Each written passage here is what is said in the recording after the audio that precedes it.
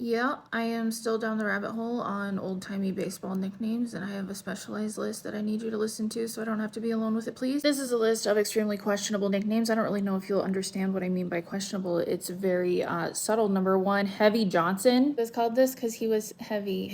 His whole body was heavy, and his last name was Johnson. Foghorn Dick. His name was Richard Van Zant, and so his nickname was Dick, obviously, and they called him Foghorn Dick because he was very loud. Number three is a little bit more intellectual, a little more of a thinker. Okay, number three, Yank D's. I couldn't find a definitive answer about why they called him Yank.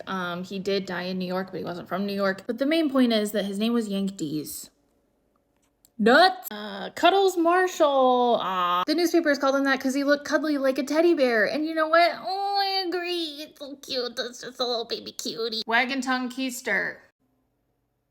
He talked a lot. Okay, so the reason behind all these names seem to be fairly tame compared to the actual names themselves. So let's see what we got next. Tug McGraw. Okay, I'm reading my notes here. He got the name Tugger from his mother because of the particularly aggressive way he breastfed. And the name stuck because he preferred it. Even asking to be called Tug by his kindergarten teacher. Okay. Clarence Climax Blevin. Whoo! You really gotta commit to a name like that, you know, and he did that in ways. Apparently Climax was a brand of chewing tobacco that he liked, and he liked it so much that the name stuck, and you can see that it's also on his tombstone. Forsack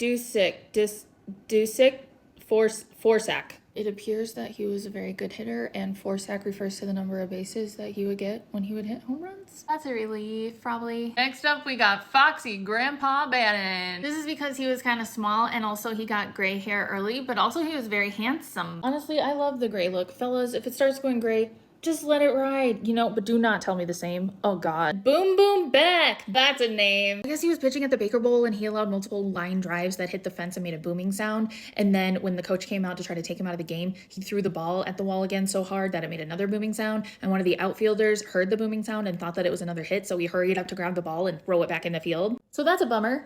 Tony Suck. Tony Suck. That is unfortunately his government name. Sorry, Tony. Speaking of government names, we got rapid fire Dicks at the end here. Dick Once, that's his actual name. Dick Brains Patton, he was really smart. Dick Groat, oh God. Also his name. I have an honorable mention at the end here. It doesn't really fit my inclusion criteria of being an on-the-field nickname, but it's so good I have to include it. The Gay Reliever, yeah! He was a relief pitcher and always happy, aww. He was also nicknamed the Fireman. Shout out to Sloppy Thurston and Ugly Johnny Dickshot, whom I covered in other videos. Also, nobody in these videos has been still alive, and that's why I haven't talked about Rusty Kuntz. Stop yelling at me about Rusty Kuntz!